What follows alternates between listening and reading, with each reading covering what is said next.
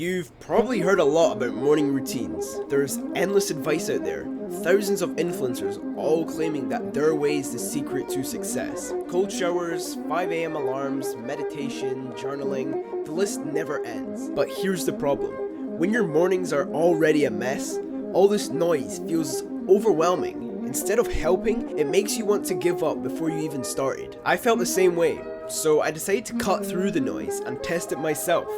I built the most productive morning routine possible and gave it a try. Here's what happened. Before I build this routine, I need to clarify something important. What am I actually optimizing for? I don't want a morning routine full of random hacks that waste time. I want a morning routine that primes me for the day across 4 key areas of personal development. Physicality to wake my body up, mentality to sharpen my focus, identity to ground myself in who I want to be, and creativity to fuel my ideas and tasks. And here's the catch. It has to be efficient. No 2-hour spiritual retreats, just a compact system that builds momentum without burning half of my morning. Oh, and one more rule. I need to come out of this morning routine having gained some new knowledge or insights that I can carry into my work. So with that in mind, let's craft the ultimate morning routine. The morning routine starts the moment you wake up. Some say it's about waking up early, others say it's just about sleep. So let's optimize for both. 5 a.m.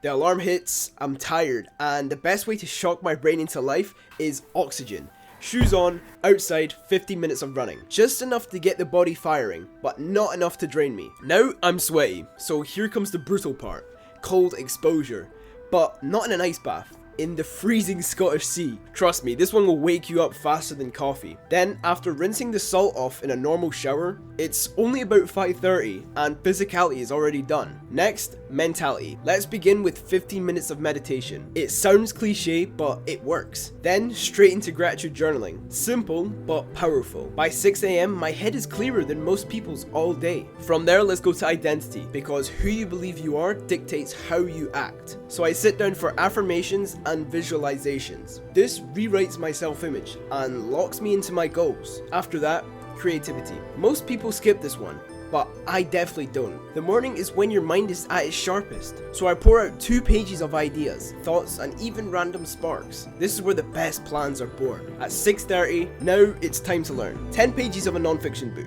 Right now I'm reading Trust and Inspire so I can create better videos, which is then followed by quick notes on what I can actually apply today. By now I'm starving. So 6 scrambled eggs, sourdough, butter, olive oil, and pesto, all washed down with a black coffee. That's how you really fuel your day. Then, at 7:15, I'm now at my desk, straight into a deep work block. By 8:30, I've already worked out, meditated, journaled, learned, eaten, done my most important work before people have even woken up. That's what a truly productive morning routine actually feels like. So after testing this morning routine, here's what I found. First, the 5 a.m. wake up. It's brutal. If you're used to late mornings, it feels like getting punched by life itself, but it definitely works as a reset button. It's that powerful. If you've had an unproductive streak, a 5 a.m. start can flip your momentum instantly. The only tweak I'd make is pushing it back to 6 a.m. as if you're training hard, 9 hours of sleep is undefeated for recovery. The run and swim combo was the best wake up weapon. When you know you've got a run and freezing dip ahead of you, you can't stay in bed, and once you're moving, your mind and body don't want to shut down again. The cold sea especially is a game changer. Salt water actually benefits your skin and hair, and the temperature doubles as a recovery therapy. Meditation surprised me. It wasn't just feeling calmer, it gave me a more present state of awareness that stopped me from spiraling into distractions all day. And then gratitude journaling stacked perfectly with it, because when you start the morning in a positive frame, you notice the day itself feels more positive. Visualizations and affirmations, yeah, they definitely feel weird, but here's the truth. They work in the background. They are rewiring you to believe in your goals before the results even show up, and belief is just half the battle, so that definitely makes a difference. Creativity pages are underrated. Even if you're not a YouTuber, this is worth doing because your brain in the morning is like a goldmine of ideas, and one of those ideas might literally change your life. 10 pages of reading is elite. Not too long, but also not too short. It will give you at least one new idea that you can apply immediately into your day, which compounds like crazy over time. Breakfast, that's optional. For me at the moment, because I'm bulking, 6 eggs and sourdough is fuel. But if you're cutting, maybe skip it or keep it a little bit lighter. Finally, the deep work block. 90 minutes of work in the morning is insane.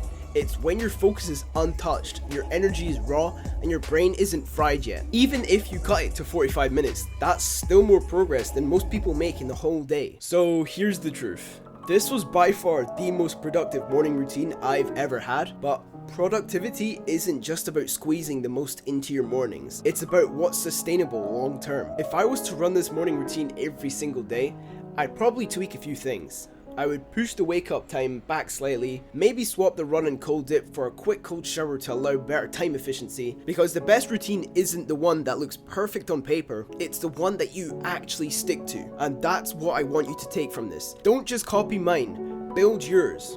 Here's my challenge for you. For the next 7 days, add one new habit to your morning. Something that you've never even tried before. If you're not sure which ones to try, I have the perfect video covering the best ones, which will be found here, because in the end, your morning isn't just about the first few hours. It's about setting the tone for the entire day, and eventually your entire life. The path of personal development was always yours. Now, it's just time to walk it.